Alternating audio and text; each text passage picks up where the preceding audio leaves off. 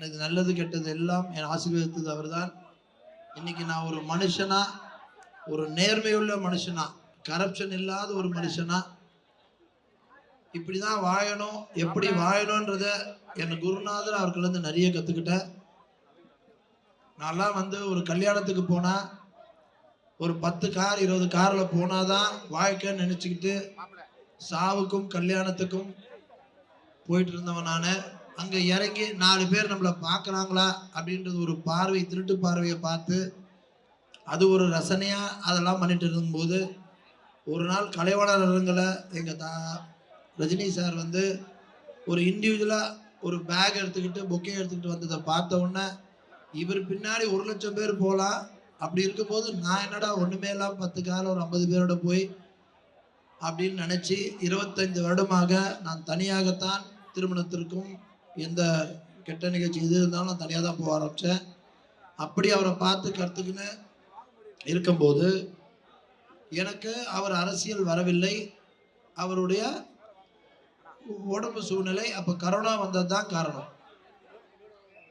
அவர் corona வந்தனால doctors வருது, அவர் சின்ன ஆப்ரேஷன்ஸ் நடந்தனால அந்த கரோனா வந்து ஒரு 100 அடி தள்ளி தான் ஒரு மீட்டிங் போடணும் போது கிரவுட் இல்லாம போட முடியாத ஒரு காரணம் டாக்டரோட அட்வைஸ்ல அவர் அரசியல் வராம போன சூழ்நிலை இருந்தது. அப்போ எனக்கு வந்து சர்வீஸ் பண்ணணும் அப்படின்னு ஒரு நல்ல லீடர் வேணும்னு காத்துட்டு இருந்தேன். எனக்கு தெரிஞ்சு எம்ஜிஆருக்கு அப்புறம் ஒரு நல்ல லீடரா நான் யாரையுமே கருதல, பார்க்கல. அது என்னுடைய நம்பிக்கை, அதாவது யாரும் இருக்கிறது என்னுடைய நினைப்பு, நான் அனலைஸ் பண்ணது தெரிஞ்சது. அப்படி இருக்கும்போது நம்ம லீடர் இன்னைக்கு தளபதி அவர்கள், அவர் வந்து சினிமாவெல்லாம் விட்டுட்டு பல கோடி சொத்தை விட்டுட்டு ஒருத்தர் வராருன்னா அது ஒரு பெரிய விஷயம்.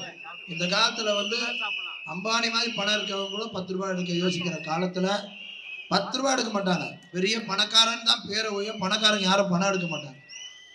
ஏழைங்க பணம் கொடுத்துருவாங்க, பணக்காரன் பணமே எடுக்க மாட்டாங்க. வர்றதை வாங்கி வச்சுப்பாங்க, கொடுக்க மாட்டாங்க. அதனால பணக்காரன் குறை சொல்ல, நிறைய பணக்காரர் அப்படி இருக்காங்க, நான் பார்த்துருக்கேன். எல்லாரோட பழகிருக்கிறத வச்சு சொல்றேன்.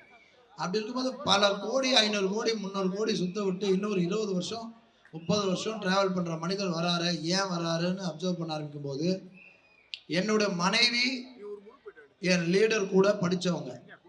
அந்த அம்மா நிறைய சொல்லுவாங்க அவரை பத்தி. சின்ன வயசு எப்படி இருப்பாரு, அப்படி இருப்பாரு, டிசிப்ளின் இருப்பாருலாம் என் முன்னாடி சொல்லும். என் பையன் பொண்ணு 2 பேரும் டாக்டர்ஸ்.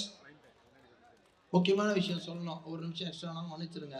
ஏன்னா இது வந்து 45 வருஷம் அவர் கூட இருந்து வந்த விஷயம், அதனால சொன்னா புரியும். அதனால என் பையன் எல்லாம் டாக்டர்ஸ் இருந்தாங்க. எதனால இதை சொல்றேன்னா, முதல்ல நான் உண்மை பேசுறேன்றது உங்களுக்கு தெரியணுன்றதுக்காக சொல்றேன். மேடை ஏறிட்டோம் பொய் பேசுறதுதான் மேடை. இவ்வளவு நாள் பொதுக்கூட்டத்தில் நீங்க பேசுறதெல்லாம் பொய், உங்களுக்காக பேசுறது, உங்களை ஏமாத்துறதுக்காக பேசுறது. நான் அந்த பேச நான் இங்க வரல, நடந்ததை சொல்லணும்ன்றதுக்காக சொல்றேன். இங்கேயும் நிறைய பேர் அப்ப அவங்கெல்லாம் லீடர் கூட படிச்சு எங்களோட நண்பர்கள், அண்ணன் பையன் பொண்ணுலாம் வந்து என்ன சொல்லும் போது, ஏன் இவர் வராற, இவர் பின்னாடி நம்ம ஏன் போகக்கூடாதுன்னு சொல்லி யோசிச்சுட்டு ஒரு 15 நாள் முன்னாடி அவர் பார்க்க சென்று இருந்தேன். அதுக்கு முன்னாடி நம்ம ஆதவர்ஜன் சார் வந்து எனக்கு ஒரு 12-13 வருஷமா தெரியும், பேஸ்கெட்பால் அசோசியேஷன்ல. அவர் பேஸ்கெட்பால் பிளேயரா ஒரு ஏழ்மையான குடும்பத்திலேருந்து ஒண்ணுமே இல்லாம வந்தவர். அதை அவர் நான் பேசலாமா என்னன்னு தெரியல, அது ஒரு காய்ப்புணர்ச்சி ஆயிடக்கூடாது. அப்பா அம்மா இல்லாம ஒரு ஏழை குடும்பத்துல எஸ்டிஏ பேஸ்கெட்பால் கோச் வாசல்ல இருந்து எனக்கு உள்ள சான்ஸ் கிடைக்காத ஆடுறதுக்கு இருந்த ஒரு மனிதர். வாய்ப்புள்ள நீங்களாம் இதெல்லாம் எடுத்துக்கணும். வாய்க்குள்ள ஒண்ணும் இல்லை, அப்பா அம்மா நினைக்காதீங்க, இண்டிவிஜுவல் நினைச்சா முடியுன்றது. ஒரே ஒரு உதாரணம் ஆதவர்ஜுன். அப்படி வந்து இப்போ நம்ம லீடர் வந்தது 2 வருஷமா தான், 3 வருஷமா அரசியல் வந்திருக்காரு, மக்கள் நிலையில் தான் இருந்தார்.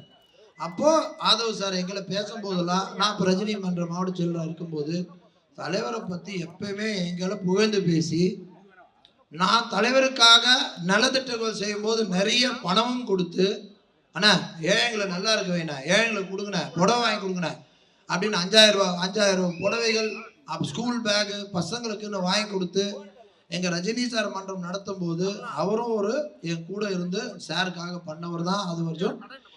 அப்படி பண்ற மனிதர், எங்களை அவ்வளவு பெருமையா பேசுற மனிதர்.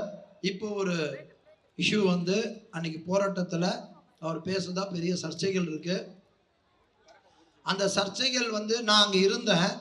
அவர் கண்டிப்பாக தவறுதலாக பேசியிருந்தா அதே மேடையில் ஏறி எனக்கு அது புரிய வைங்க, ஏன் இப்படி பேசின்னு கேட்டிருக்க தைரியம் எனக்கு இருக்க கேட்டிருப்பேன். ஆனால் அவர் இன்டென்ஷனாக பேசலன்ற ஒரு காரணத்தால் நேராக பார்க்கறதுக்கும் பேப்பரில் படிக்கிறதுக்கும் வித்தியாசம் இருக்குது. ஒரு பேப்பரில் படிக்கும்போது நம்ம மைண்ட் வேற மாதிரி சொல்லணும், நேரில் பார்க்குறது அது உண்மை தெரியும். நான் தான் நன்மையாக இருந்தேன். 45 வருஷமாக ரஜினி சார் கூட இருந்தவன் எப்படி விட்டு கொடுத்துருவான்? நான் இன்னைக்கு லீடரோட வந்தனால என் ஒய்ஃபை நாளைக்கு திட்டினா விட்டுருவேனா? என் பையனை திட்டினா விட்டுருவேனா? என் நண்பனை திட்டினா விட்டுருவேனா? அது மாதிரி 45 வருஷம் அவர் கூட இருந்தவன் நான் எப்படி உணர்வு இல்லாமல் இருக்குமா ஒரு ஜஸ்ட் ஒரு 10 நாளில்?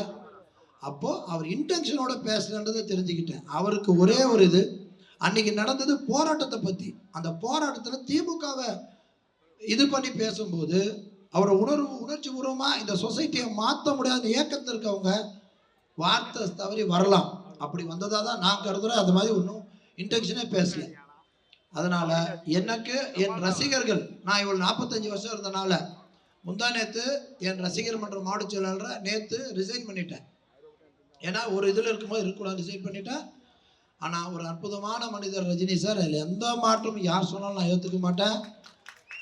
அவர் பயந்தாங்கோலி கிடையாது, போராட்ட குணமுடையவர். இல்லைன்னா அன்றைக்கெல்லாம் நிறைய பேர் எதிர்த்து குரல் கொடுத்த மனிதர். அவரெல்லாம் போராட்ட குணமுடைய மனிதர். அப்படிப்பட்ட தைரியசாலாம் நீங்கள் பார்க்கவே முடியாது. அதனால் என் பழகின இதில் 45 வருஷம் பழகிருக்கின்ற உரிமையில் அவரை பற்றி நான் சொல்கிறேன். எனக்கு ஆதவர்ஜுன் சாரை வந்து ஒரே ஒரு கோரிக்கை மட்டும் வச்சுக்கிறேங்க. நான் கூட இருந்தேன், எனக்கு தெரியும் உங்களுக்கு இன்டென்ஷன் இல்லைன்னு தெரியும். ஆனால் பப்ளிக்காக எனக்கு நீங்கள் எந்த எண்ணத்தில் பேசுனீங்க அப்படின்றது எனக்கு தெரிஞ்சுக்கணும்னு ஆசைப்பட்றேன். நான் ரசிகராக இவ்வளோ வருஷம் பழகிருக்கேன். 45 வருஷம் குடும்பமாக தமிழ்நாடு மொத்தம் பழகிருக்கேன்.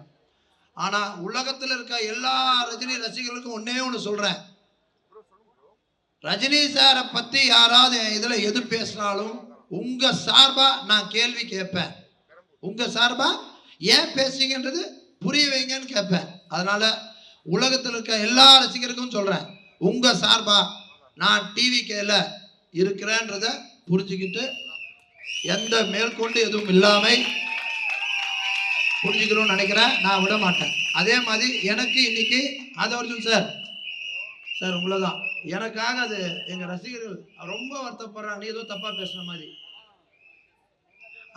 அது மறந்து போச்சு பாருங்க, சாரி சார். அதான் முதல் மேடை, மன்னிச்சிருங்க, பொதுக்கூட்ட மேடை, அரசியல் மேடை. நான் வந்து 10 நாள் முன்னே பார்க்க போனேன், லீடரை பார்க்க போனேன். நான் லீடர் தான் சொல்லுவேன் அவரை. ஏன்னா ஆல்ரெடி ரஜினி சாரை தலைவர் பேசுறதுனால அந்த தலைவரை சொன்னோன்னா நல்லா இருக்காதுனால தான் லீடர்னு சொல்ல ஆரம்பித்தேன். அதனால் வந்து அவர்களை போகிறேன், உள்ளே போய் உட்காந்து பேசுகிறேன். ஜாயின் பண்ணலாமா வேணாமான்னு யோசிச்சுட்டு போய் உட்காடுறேன்.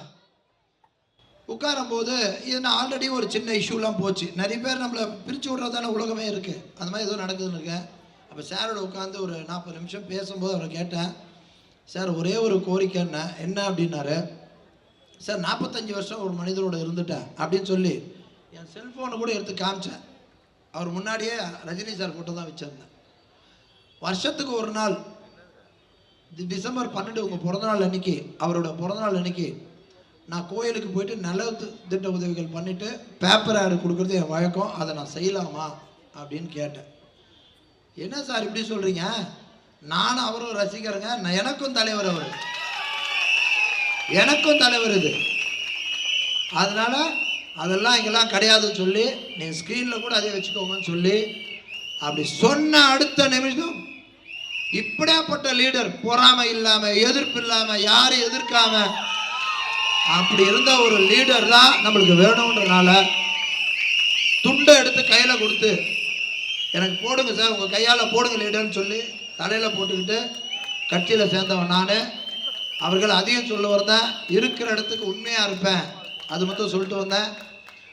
அதே மாதிரி வந்து இன்றைக்கும் சொல்கிறேன், 45 வருஷம் பழகினால அவரை தலைவரை என்றைக்கும் மறக்க மாட்டேன். அதனால் யாரும் தயவுசெய்து டிவிக்கு என் லீடர் சார்பாக கேட்டுக்கிறேன், யாரும் தவறுதலாக எதுவும் அவரை பேச வேண்டாம் கேட்டுக்கொள்கிறேன். அவரை பார்த்து நம்ம தலைவரே எங்களை சொன்ன வார்த்தை நான் ரசித்தேன் போனன்றனால யாரும் தவறாக பேசி ஒருத்தர் திட்டம் சைலண்டாக இருந்தாலே சண்டை இருக்காது. நீங்கள் திரும்பி போட்டால் தான் சண்டை, திரும்பி போடாதீங்க. ஒரு மாபெரும் மனிதன், தயவுசெய்து அவர் எதுவும் பேசாதீங்க கேட்டுக்கொண்டு ஆதவ அர்ஜுனா அவர்களை அதுக்கு விளக்கம் கொடுக்குமாறு கேட்டுக்கொள்கிறேன். நன்றி.